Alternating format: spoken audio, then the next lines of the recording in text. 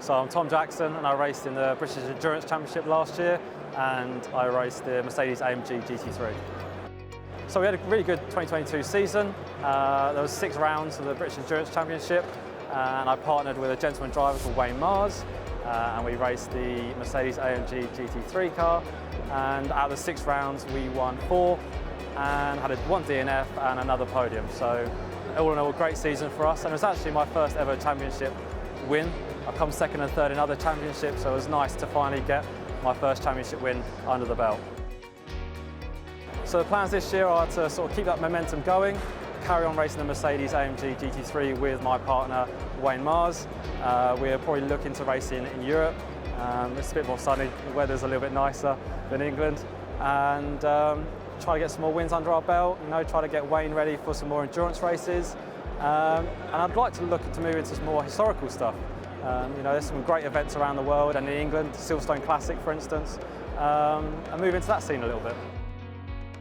I mean, I could be quite arrogant and cocky and say I want to win everything, but moving into the European scene, is a whole new scene and a lot of new tracks for Wayne as well, and 1 or 2 for myself. So I think to go in, if we can get a podium or 2 this year, set some good foundations, and then build on it for 2024, I think that's some more realistic goals. How did I first get started? I didn't do go-karting like the normal route for many. I started in a championship called Ginetta Juniors. We saw it on TV and went and had a go, and just fell in love with car racing from there. And just have naturally progressed in multiple sort of disciplines, and yeah, from there.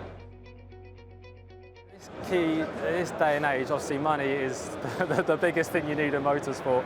So I think if you can try to gain as many networks and connections as you can, coming to an event such like this, or trying to get on the Motorsport UK Academy, meeting people, the more contacts you can have in your phone is really going to help.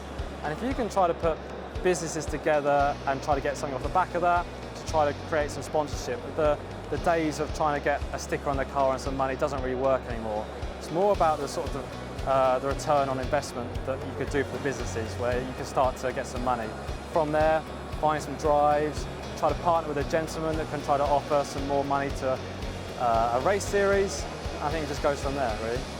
In England, it's got to be Oulton Park, and in Europe, it's got to be Imola. I think they're both similar characteristics, quite old school. If it goes wrong, you're going to find out very quickly. And I think they're more sort of driver circuits. Once you're in a nice groove and rhythm, it just, the whole reason we go motor racing just makes sense.